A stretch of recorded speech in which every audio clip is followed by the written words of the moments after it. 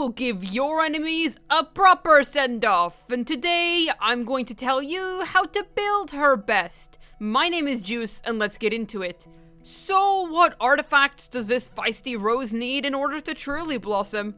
4-piece Nighttime Whispers is certainly not a bad pick. The 2-piece's attack percent is very nice for this elegant attack scaler stats. Plus, the full effect is very tailor-made to her core kit gameplay, providing her 50% geo damage bonus when she has a shield generated by Crystallize.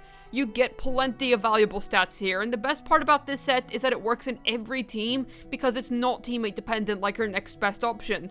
Which would be 4-piece Mayonnaise Hunters. Yes, this is technically her best set for damage. The 2-piece, despite having nothing to do with her nukes, isn't half bad for beefing up the geo-infused normals that she does in between skills, and the 4-piece being able to provide up to 36% crit rate for her is a buttload of free stats. The main drawback? Farina has to be in your team in order for this option to proc consistently. The nice thing is that a C0 Farina's average damage bonus buff is around 40 to 50% if we account for her buff's backload, so you get equivalent to Nighttime's geo bonus when playing Farina with Navia.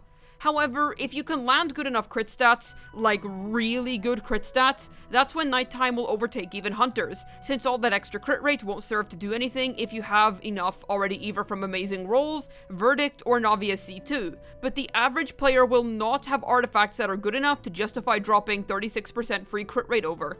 Her best in slot for damage if you're willing to glue her to Farina exclusively, who is Navia's best buffer as of current date, however in turn can feel quite restrictive. 4-piece Golden Troop is also workable on a skill nuke Navia that doesn't intend to use her normal attacks and is just there to swap in and out really quickly. I emphasize that she won't be using her normals because the second half of the passive gets cleared 2 seconds after the character appears on field again, but even at base without the second half of the effect, that's 55% skill damage bonus, and when you have the second half, that's 70% total. Navia can play as a sub DPS that only pops out occasionally in teams that is a valid and strong playstyle for her, and Golden Troop is therefore a decent set worth considering if you potentially intend on playing her this way, especially since you'll most likely have good subs on it from farming the domain so much for other Fontanian behemoths like Lady Farina and Settle Down. 4-piece Archaic Pectra works by technicality. For example, if you're playing Navia as a skill nuker in a Navia team or a Linny double geo team, but I really don't like how this sacrifices her big personal DPS potential, aside from the lovely 2-piece's provision of 15% geo damage bonus. Otherwise, steer clear. 2-piece mix and match sets include 2-piece attack percent, skill percent, and geo percent. Normal percent works too, but will be a lot weaker than skill percent since Navia's nukes are the main meat of her kit. Main stats are clear as day, go for attack percent, geo percent, crit percent. There's no reason to go for any alternatives. She scales on attack percent plain and simple, she doesn't have a lot of damage bonus in her kit, so the goblet obviously helps out a lot, and critting her nukes is the way to go. However, for those who are just starting to farm for Navia and are curious, here's the damage difference between a geo percent goblet Navia and an attack percent goblet Navia. As you can see, always stick to geo percent. Substat priority for Navia is simple. Go for this. Very simple and traditional stat rules, in my opinion. Bursting off cooldown is actually quite appreciated on Navia since it provides her with crystal shrapnel stacks very consistently, not to mention how her burst is off field and is therefore very easy to slot into pretty much any rotation you desire, well worth your time to pay attention to it. You will usually be using Navia with Farina anyway, and Hunters is such a universal domain, so it isn't a bad choice by any means. Plus, it's paired with Troop, which is good without Farina, so it's not like you won't be covered at all. With that being said, if you're not interested in dealing with any of that restrictive nonsense, then Nighttime is a very comfy choice to farm for. Song of Days Past is not a bad partner set either. Naturally, a Mafia boss is gonna have quite the arsenal of weapons to choose from. Let's see what Navia's nukes of choice are. Verdict is really solid for her. Obviously tailor-made for her kit, the base attack is huge, the crit rate is scrumptious, and it literally centers around providing elemental skill damage. As far as signature weapons go, it isn't as detrimental to not have Verdict for your Navia as it is to not have Mistsplitter for Ayaka or the Scythe for Arlecchino. But among all of Navia's weapon options, Verdict is definitely the most consistent with her kit. What do I mean by that? I praise Verdict for this because of its main competitor's biggest flaw. Serpent Spine, especially at R5, is really powerful for Navia, and at max refines competes with Verdict super duper closely. After all, it also provides good crit rate and has lots of damage percent in its passive. But the main part where it falls off is that this assumes you have full uptime on the stacks. You can lose them quite easily if you aren't playing Navia with Zhongli, and Chiori is Navia's current best-in-slot teammate, which isn't helping Spine's case at all. Plus, Serpent Spine's lower base attack makes it less potent in teams without Bennett. Spina mentioned? Anyways. So realistically, the gap between them is larger than you'd think because you'd have to play R5 Serpent Spine with peak optimal gameplay in order for it to be equal to Verdict. However, I will still praise and recommend this choice for being Navia's second best in slot option and just on the whole being a very good Claymore to invest into. So while on paper, Spine is super close, it is nowhere near as consistent as Verdict is. Next up, we have the free-to-play craftable choice, Tidal Shadow. It has plenty of value in having a crud ton of attack. Like a lot of attack, which Navia really likes. So on the whole, solid free-to-play pick with not much to add here, and yes, the refinements for Tidal Shadow are pretty decent upgrades. Free-to-plays can also turn to the Melazine Sword. While the ER percent is a bit overkill, you get a decent chunk of attack out of it both unconditionally and conditionally, with the condition depending on how many Melazine quests you've done. In order to max out the sword, you need to help 6 Melazines. Because you have access to these options free-to-play, I'd personally avoid Prototype Archaic. You gain more from the Melazine Sword and Tidal Shadow, as opposed to this weapon which essentially has no passive for a skill nuker Navia. Talking Stick is worse than Serpent Spine despite also being Battle Pass, so I'd avoid it if I were you. However, do note that you can consistently always have the attack buff if you're playing with Bennett, because he self-applies Pyro. As for the damage bonus part of the passive, you're basically relying on being hit with elemental attacks. You don't ever use Jean with Navia anyway, but do note that she would cleanse all elemental auras, so avoid using her, as always, but especially more so if you're running Talking Stick. The best part about this weapon is the goofy name. Redhorn Stone Thresher is purely a stat stick, but it's a very good one at that. Well worth your time if you already own it, but with that being said, Verdict is still better obviously. However, if you have Stone Thresher at this stage, I don't see a true need to pull for Verdict in terms of Primogem efficiency. It's a good substitute. Unforged works for the massive amount of attack it provides you. Yes, this weapon choice will unironically work pretty well on Navia, but it doesn't have any groundbreaking qualities outside of that. But all you folks who missed out on Miss Splitter, do indeed finally have a place to use this thing. Wolf's Gravestone is in the exact same position where it's just a boatload of attack and nothing more to it. That has its place of course, but yeah, usable, otherwise it's not a massive upgrade by miles and miles. Beacon of the Reedsea has a passive which begins its trigger on skill, but the rest of it won't be up as often because of Navia enjoying Crystallize. Outside of that, the base attack is alright and the crit rate is highly formidable. Good Navia choice for sure. Blackcliff's passive is gonna be pretty good in AoE, but the thing is, Navia is a more boss-centric or two-target-centric character, so it's not like it'll see that much use that often. Good in multi-wave though. The crit damage is also highly appreciated, so it's got that going for it as well.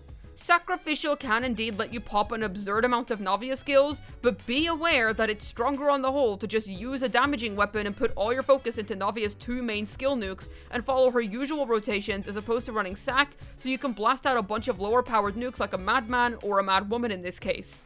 Skyward Pride can work due to its huge base attack and the first part of its passive increasing damage, but outside of that the ER is super overkill, much like the Melazine Sword, and the rest of the passive is more or less just an added bonus for a normal attacking Navia.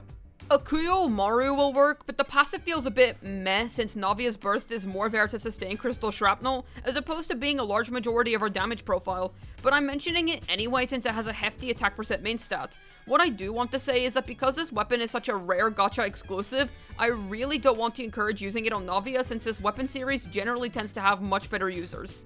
Katsura Kigiri does have some benefits when it comes to elemental skill damage, but the harm it does to your burst isn't really worth losing your consistent crystal shrapnel generation. Just craft Tidal Shadow if it's craftables you're after.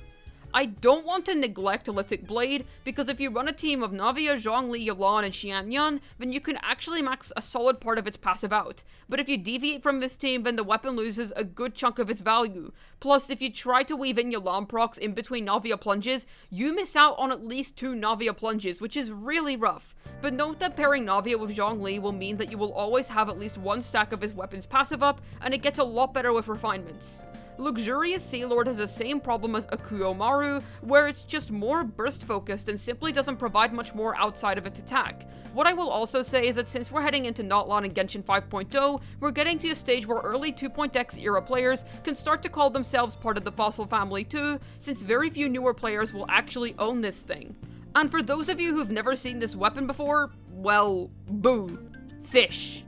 Royal Greatsword is a bit awkward, but at least the passive will always work and keep your nukes critting. Otherwise, I don't have much to add here. I don't think anybody watching this video owns one. Tell you what, comment down below if you own this, and then first guy to say they own it gets pinned, and tell me who you use it on.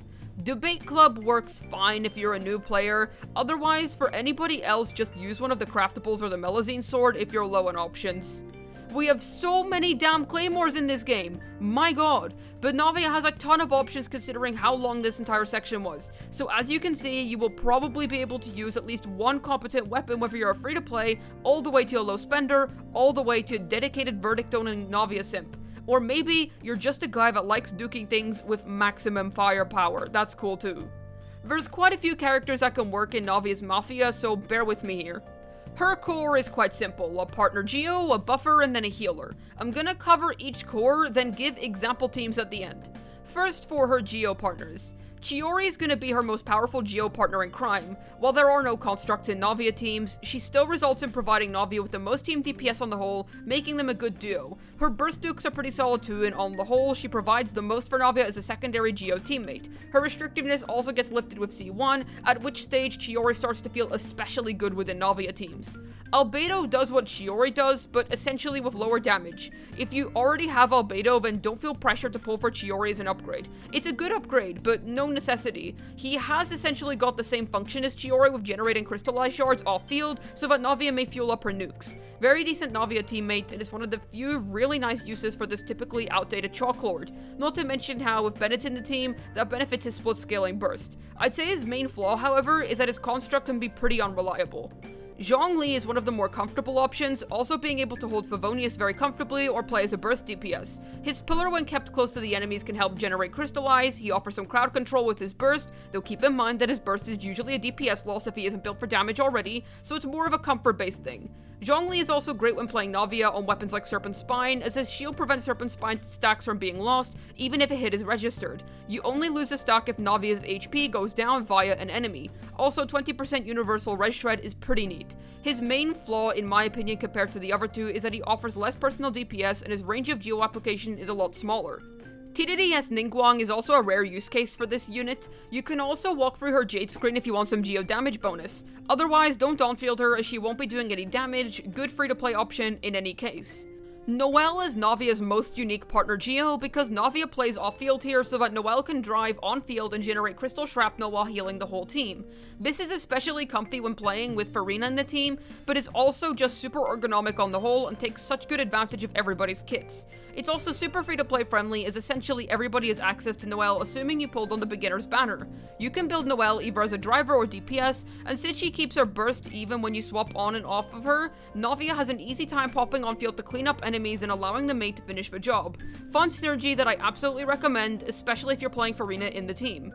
Speaking of our beloved Lady Farina, Navia's buffers. To this day, Farina is still Navia's strongest buffer because she gets so much damage and bonus percent from her, which Navia generates none of within her own kit. Really powerful option that amps up Navia's damage a truckload despite Navia herself having no HP loss mechanics within her kit, and is super ergonomic across all Navia playstyles. Plus, Farina's Constellations, especially C1 to 3, draw Navia's damage up to a whole nother level, man. Speaking of damage bonus percent, Yolan's wrapping damage bonus percent is super valuable on Navia, not to mention her high sub DPS. I'd say the main annoying thing here is that you have to weave in normals if you're playing Navia Plunge, but the synergy here feels super good if you're just using Navia's regular playstyle. Great teammate substitute that I totally recommend if you want to free up your Farina for another comp that needs her more. Now, Xingqiu is not a buffer for Navia, but I know that since I mentioned the other two, people are going to want to know about him. I'm just going to say it flat out, no, he is nowhere near as good as Yolan or Farina for Navia. A character all about crystallized and shields has a lot less use for all that defensive utility. Navia vastly prefers the buffing stats which the other two provide. He will still work of course, but no, he is not groundbreaking here. While we're at it, Xiangling is a sub DPS that can fit into Navia's teams not too badly. You can indeed run double Pyro, though it'll be a lot weaker than a double Hydra on Navia, at least typically speaking. The main value of running Xiangling with Navia is her large AoE, which will often be a larger AoE than the Hydra sub DPSs. Fischl can also flex into Navia's teams, but that's mostly just because Fischl can flex into any team that's ever been conceived within this entire game. So that covers the other big 4-star sub DPSs. Mona is a little rough with Navia since she'll only buff one of her nukes, then her buff disappears, not to mention her high solo hydro ER requirements. However, if you're fast enough, Navia's rotation can be 5 seconds, which fits within Mona's Omen buff time perfectly, buffing both nukes. Yes, it will function, but I'm hard pressed to recommend it due to having to play very well to make the most use out of the synergy. Then for the 2 healers that Navia can use. Bennett is amazing with Navia because of his ability to give her so much damn attack. There really isn't any flaw here except his C6 pyro-infusing Chiori and Circle Impact. Circle Impact is very annoying in multi-wave, but in boss chambers it should be alright. That and the fact that his healing isn't team-wide, so he can feel a little clunkier to use with Farina, but it's nothing that won't work. Very cool and useful teammate. And as for Xian Yan, she enables Navia Plunge, which creates one of her most potent teams yet. She team-wide heals, can hold Song of Days Past, which buffs Navia's damage up very nicely, and is on the whole a much comfier option than Bennett, while also effectively freeing him up for another team. It's a pretty great synergy that gets slept on quite often, which is surprising to me considering how solidly Navia takes advantage of it. Then it's also worth mentioning how Navia can stick herself on the end of teams of other main DPSs.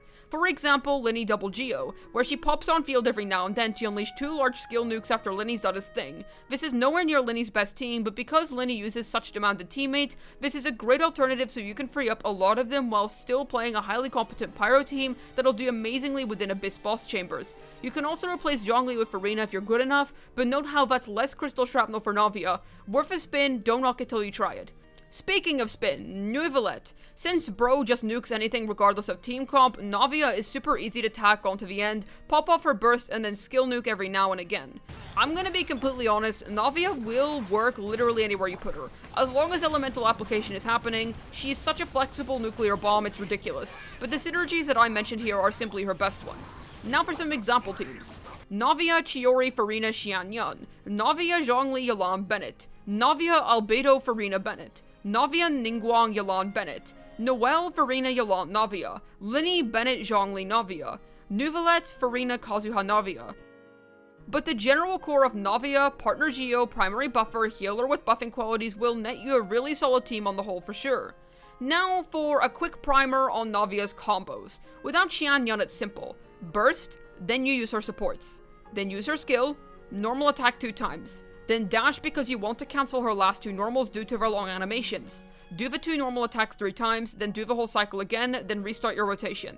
Then with Xian Yan, start off her burst again, go for her supports, then skill, plunge 4 times, dash, skill, plunge 4 times, dash, then repeat the cycle.